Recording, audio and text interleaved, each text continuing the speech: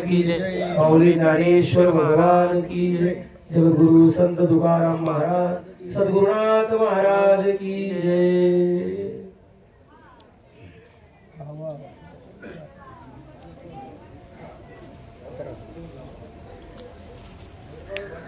मनोनी विशेषावांतरू अहंकाराचा भूत संचारू झाला असे विसरू आत्मबोधाचा। मनोनी विशेषावांतरू अध्याय क्रमांक 7 आणि त्याच्या 15 आणि 16 श्लोक। मनोनी विशेषावांतरू अहंकाराचा भूत संचारू झाला असे विसरू आत्मबोधाचा। तेवेळी नियमाचे जे बहुतेक अवांतरू अहंकाराचा जे बहुतेक अवांतरू अहंकाराचा भूत संचार झाला असे विसरून आत्मबोधाचा। तेवेळी नियमाचे वस्त्र पुढील गतीचे लेणे ते म्हणता जे पाये शरीराची गावा जया लागी आले पांडवा तो कार्यार्थ आघवा सांडोनिया। आज या ठिकाणी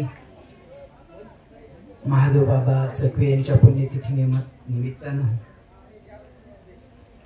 जी काही प्रवंशीन सेवा माझ्यासारख्याला दिली, तसं पाहायला गेलं तुम्ही काय सांगणार आता या ठिकाणी? तुमच्या पुढे काय सांगू हेच मला काही कळत नाही आता। सुरुवातीला होता असं बोलायला लागल्यावर किती सांगू असं। जे म्हणून विशेष अवांतरू अहंकाराचा जे बहुतेक अवांतरू अहंकाराचा भूत संचारू झाला असे विसरू आत्मबोधाचा। तेवेळी नियमाचे वस्त्र नाठवे अधोगतीची लाजणी नव्हे करुणया ते करावे वेदू म्हणे। पहा आपण कशासाठी जन्माला आलो? 83,99,999 जीव निर्माण केले भगवंताने। ज्याने या सृष्टीकडे पाहिलं देखून इतर योनी ते सुखन वाटेची देवा ते आणि म्हणून मानवी प्रकृती बहु आधारे निर्मिले। ज्यावेळी या सृष्टीकडे भगवंताने पाहिलं तेव्हा असं वाटलं की एकही जीव या जन्म मरणाच्या राहाड गाडग्यातून सुटणार नाही आणि म्हणून तुमच्या आमच्यासारखा हा ध्येय निर्माण केला। कशासाठी केला? देवे दिला देव भजना गोमटा तेने झाला फाटा बाधिकेचा कम दिले इंद्रिय हात पाय का नाही का? कशासाठी दिला? भक्त भगवंताला जोडण्यासाठी दिला। मग आपण जोडलाय का? तुम्ही आम्ही मोठे भाग्याचे आहोत, आपल्याला मिळाले। आता भाऊने सांगितलं भेटले आपल्याला, पण आपण त्याच्यावर खरोखर आरूढ आहोत का? मग आता हे पुण्यतिथी वगैरे हे जे काही कार्यक्रम होतात हे कशासाठी होतात? केवळ त्या वस्तूवर आरूढ होण्यासाठी, बरोबर ना? केवळ त्या वस्तूवर आरूढ होण्यासाठी हे पुण्यतिथी किंवा काय असे प्रवचन कीर्तन हे जे काही सप्ताह आहे त्याच्यासाठीच चाललेले आहे। मग आपण आरूढ आहोत का? आपण आपल्याला प्रश्न विचारला पाहिजे। मगच भावांनी सांगितलं खरोखर मिळाले भाग्यवान आहोत आपण। ओळखारे वस्तू सांडारे कल्पना नका आड रानात जाऊ जणी किंवा या विचारून अहंकार सांडी जे मग आस्तीच वस्तू होई जे आपुली आपण सहजे स्वस्ती केली। मग गेला का आपला अहंकार? कोणाला ज्ञानाचा अहंकार होतो, कोणाला गायनाचा अहंकार होतो, कोणाला पक्वद्वाराचा अहंकार होतो। मग अहंकार गेला का? एकीकडे सांगितलं अहंकार गेला तुका म्हणे देव झाला आणि अहंकारे नाडले तुका म्हणे वाया गेले। भक्ती प्रेमामध्ये भक्तीच्या या सुखामध्ये फक्त अहंकार आड येतो आणि तो अहंकार फक्त पहिला घालवला पाहिजे। म्हणजे बहुतेक अवांतरू भगवंत म्हणतात मला एकाला सोडून बाकीचा जो काही खटाटोप करताय तुम्ही तो सगळा व्यर्थ आहे। जसं एक काढल्यानंतर एकाच्या पुढे शून्य जर गेला तर त्याला किंमत राहत नाही, पण एकाच्या पाठीमागे जर शून्य काढला तर एकावर शून्य गेलं तर 10 होतो, त्याच्या पुढे जर शून्य काढला तर त्याचं 100 होतो, त्याच्यानंतर परत शून्य काढला तर ते 1000 होतो। म्हणजे असे जर शून्य काढले तर शून्याला किंमत कोणामुळे येते? एकामुळे येते। पण जर तो एक जर पुसला तर ते बाकीचे किती जरी शून्य काढले तर ते शून्याला किंमत राहत नाही। तसं भगवंताचं एका नामा वाचून जे काय कर्म खाटाटोप करतो आपण जो काय पुण्य संचय होईल, पण इथं सांगितलं पुण्याने काय होईल? पुण्याने इंद्रपणाची उटी उतरेल म्हणजे स्वर्गाची प्राप्ती होईल। स्वर्गीच्या अमर इच्छिताती देवा मृत्यूलोकी हवा जन्म आंबा। ज्या ठिकाणी कल्पतरूच्या बगीचा आहेत, काम कामधेनूचे कळप आहेत, जिथे चिंतामणी नावाची फरशी बसवलेली आहे. उर्वशी रंभ याच्यासारखे नाचणार त्या ठिकाणी टाइमपास साठी आहेत. एवढं जर सुख त्या ठिकाणी आहे तरी स्वर्गीच्या अंबर इच्छिता ते देवा मृत्यू लोकी व्हावा जन्मा. हे सुख किती आहे? हा, सुख अनुपम संतांचे किती सुख आहे या ठिकाणी. मग हा सुख आपण अनुभवतो का? तुम्ही आम्ही खूप मोठे भाग्याचे, आपल्याला ते मिळाले, पण आपण ते सुख अनुभवत नाही. वाऱ्या चालू आपल्या आहेत, आषाढी कार्तिकी वारी चालू आहे, पण सुख खरोखर मिळतंय का त्या ठिकाणी? ते रूपाचं दर्शन होईल, पण स्वरूपाचं दर्शन होणार नाही. मग स्वरूपाचं दर्शन व्हायचं असेल तर आपल्या साधू संतांची भेट होणं गरजेचं आहे. बरोबर की नाही? मग ती कसं आहे, समजा शिक्षक काय करतात, गम भान काढतात फळ्यावर आणि मुलाला विचारतात हे काय आहे, बरोबर म्हणतात हे नाही आम्हाला माहिती. मग काढतात हे काय आहे, बरोबर आम्हाला नाही माहिती. पण मच्या बाजूला एक मक्याचं कणीस काढतात. पोरांना विचारत हे काय आहे, परंतु हे मक्याचं कणीस आहे, हे तर आम्हाला माहिती आहे. मला काय सांगायचंय, तो म ओळखण्यासाठी, मच स्वरूप ओळखण्यासाठी मक्याचं कणीस आहे. तसा तो पांडुरंग परमात्मा विटेवर आहे, तो कशासाठी आहे? तो फक्त म आहे आणि त्याचं स्वरूप ओळखण्यासाठी. ते आपलं मक्याचं गणित जसं असतं तसं ते रूप आहे, केवळ त्या स्वरूपाचं ओळख करून देण्यासाठी ते आहे. वास्तविक पाहिलं तर तो कसा निर्गुण आहे ना. निर्विकल्प निराकारू, निशून्य निराधारू, निर्गुण अपरंपारू, चिदानंद सावळे. तया पुंडलिकासाठी येऊन उभे वाळवंटी, दोन्ही कर ठेवून प्रसन्न दृष्टी पाहत असे. तो निर्गुण आहे, निराकार आहे, अव्यक्त. आपण हरिपाठ सांगतो अव्यक्त निराकार नाहीचे आकार आणि जेथून चराचर हरिशी बजे. तो निर्गुण आहे, निराकार आहे, पण त्याची ओळख करून घेतली पाहिजे. मगच मी सांगितलं ओळखारी वस्तू सांगणारे कल्पना नका आडराना जाऊ जाणे.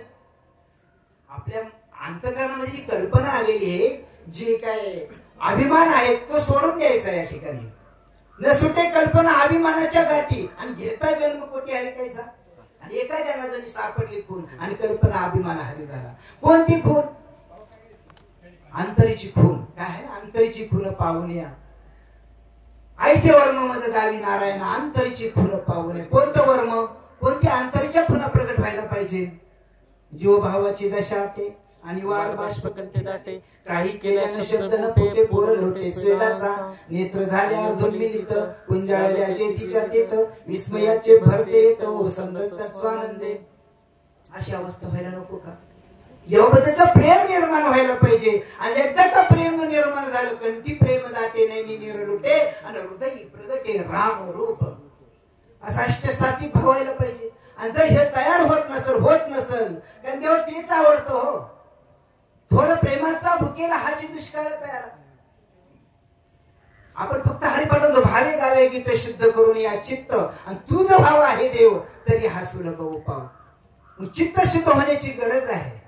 आणि जोपर्यंत चित्त शुद्ध होत नाही, मी नेहमी सांगत असतो, तुमचा किती जरी प्रीतीचा साबण जर असला पण पाणी जर शुद्ध नसेल तर तुमच्या कपडे शुद्ध निघतील का, स्वच्छ निघतील का, तुमचं अंग स्वच्छ निघतील नाही. निर्मळ जीवन काय करील साबण, तैशी चित्त शुद्धी नाही, तेथे बोध करील काही. चांगदेव महाराज 1300-1400 वर्ष जीवन जगले. मला बोधच सांगायचंय ना तुम्हाला, बोध सांगायचंय तुम्हाला. 1400 वर्ष शरीर जीवन जगले, परंतु बोध नव्हता, नाही का? 1400 वर्ष शरीर केले जतन आणि बोधे विन सीन वाढवला. नाही गुरुमंत्र, नाही गुरुमंत्र, नाही गुरुपदेश परमार्थासी दोष लाविला. हा, एवढे दिवस फुकट गेले ना. ज्या वेळेस आपल्या 10 वर्षाच्या मुक्ताबाईने त्यांना मस्तकावर हात ठेवला आणि त्यानंतर ज्यावेळेस त्यांना तो बोध दिला, चांगदेव म्हणे आज जन्म आलो आणि गुरुपुत्र झालो मुक्ताईचा. मग 1300 वर्ष फुकट गेली. आता तुम्हाला माहितीये, नामदेवाच्या ताटात देव जेवतो, कीर्तनामध्ये नाचतोय, 24 तास भगवंत नामदेवाच्या सानिध्यात आहे. तरी पण आवड्या लग्नातला का पाठवलं असेल? केवळ तो बोध प्राप्त करून घेण्यासाठी, आहे की नाही? तो बोध प्राप्त करून घेण्यासाठी त्या ठिकाणी. मग आता देव साक्षात परमात्मा 24 तास त्याच्या जवळ होता, तरी त्यांना त्याची ओळख करून देता येत नव्हती का? भगवंताने अर्जुनाला विश्वरूप दाखवलं. का दाखवलं?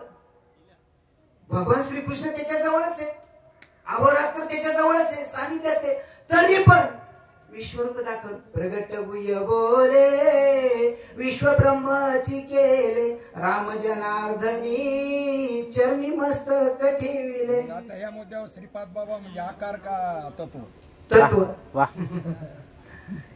त्यांचा विचार पडायचं कारण काय पडायचं कारण? मला आठवतं बाबा, गेली 20-22 वर्षापूर्वी तुम्ही आमच्या इकडे यायचे. ज्यावेळेस त्या साधकाला त्या माणसाला, त्या व्यक्तीला अनुग्रह दिला बाबा, त्यावेळेस पहाट पर्यंत त्याचं पूर्ण प्रोत करूनच घ्यायची, त्याला अवस्था वगैरे पूर्ण करून घेतल्याशिवाय पुढे जात नव्हतं. अरुणगवळीची गाठ घालून गेली पण मेळ नाही बसला.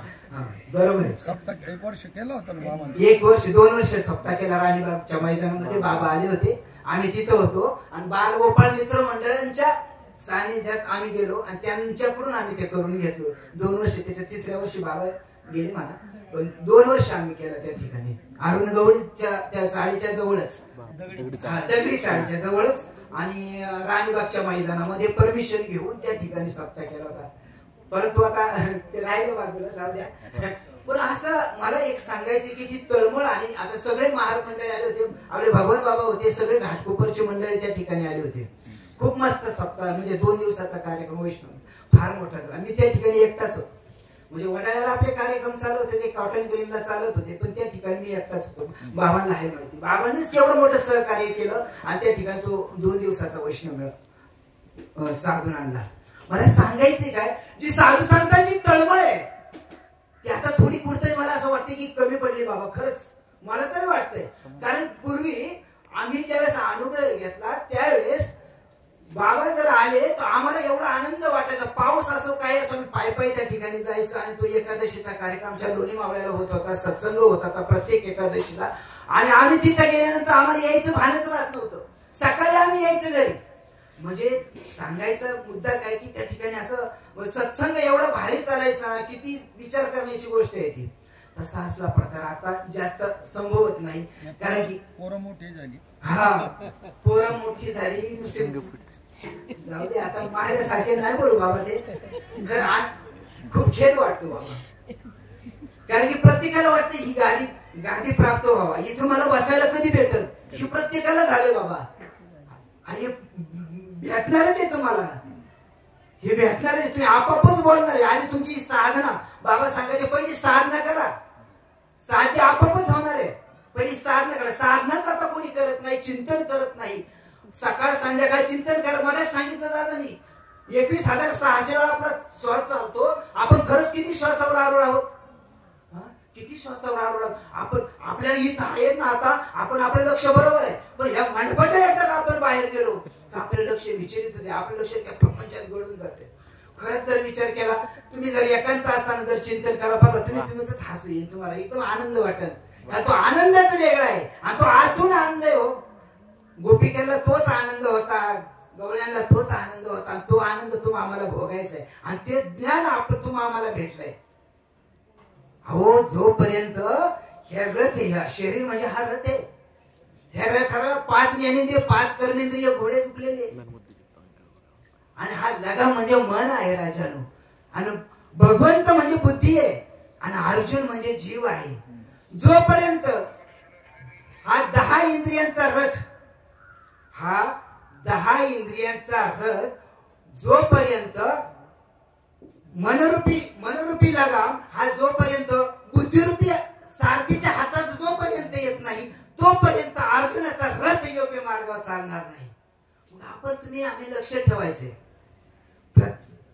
पाहायचे. नेमकं काय माहितीये का, आपलं ना चिंतन करतो आपण, एकदा का डोळे झाकलं आपण लक्ष असं कुणी काही भरकटत. मी तर म्हणतो डोळे उघडे करून चिंतन केलं पाहिजे, आणि डोळे उघडे करून जर चिंतन केलं तर मन पुढेच जात नाही. पण डोळे झाकले का ते मन घडी तिकडं तर घडी तिकडं जात. म्हणून डोळे उघडे करून चिंतन करा एकदम मस्त पाहिजे. तुम्ही बोलताय ना त्याच्या संग, बुधवारे बाबा सांगायचे, बाईक जर पाण्याला निघली का 2-3 हांडे डोक्यावर, आणि ती दुसऱ्या गप्पा मारित होती. गप्पा मारित जरी असते पण लक्ष पुढे असतं वरच्या हांड्यावर असायचं. म्हणजे मला काय म्हणायचं का, लक्ष त्या ठिकाणी ठेवलं पाहिजे. तुम्ही कर्म करत आहो, कर्म कोणालाच चुकलं नाही, पण कर्म करत असताना फक्त लक्ष त्या ठिकाणी त्या अधिष्ठानावर ठेवलं ना, काहीच कोणाचं बिघडत नाही. मग सगळं आता कर्मभोग हे कोणालाही चुकलेले नाही, पण ते कर्मभोग सोपे होतात. ते चिंतनाने काय होतं, ते कर्मभोग सहजच आपण त्याच्यातून तरून जातो. कर्मभोग देवाला सुद्धा चुकले नाही. 14 वर्ष वनवास त्याला सुद्धा भोगावा लागला. देवाचा देव स्वतःच्या मुलाला सुद्धा त्या ठिकाणी मांडी देता आली नाही, पण जटायू सारख्याला त्या ठिकाणी मांडी देता आली. म्हणजे जे कर्मात लिहिले, जे संचितात लिहिले ते होणारच आहे. तुमच्या आमच्या काही हातात नाही. मग बाबांनी सांगितलं आले हे शरीर कोणाचे, तुम्हाला आम्हाला सगळ्यांना मग त्याच्याशिवाय पार थोडस अजिबात सुद्धा काही हालत नाही. वृक्षाची या पाणी हालेची सत्ता राहिली अंत मग कुठे. विचार करा जरा, का त्याच्याशिवाय कोणतीच वस्तू अजिबात चालत नाही. मग आपण एवढा का विचार करतो. आपण काय करतो माहिती का, डोक्यात गोंधळ करून घेतो. गोंधळ समस्या मोकार आपल्या डोक्यामध्ये मोकार समस्या असतात, आणि त्या समस्या एवढ्या असतात ना, ती सुटतच नाही. आता ज्यावेळेस एवढ्या समस्या बुद्धीच्या वर त्या समस्या होतात, आणि मग तो माणूस काय होतो, वेडा होतो. मग ह्या समस्यात अडकायचंच नाही, फक्त चिंतन करायचे.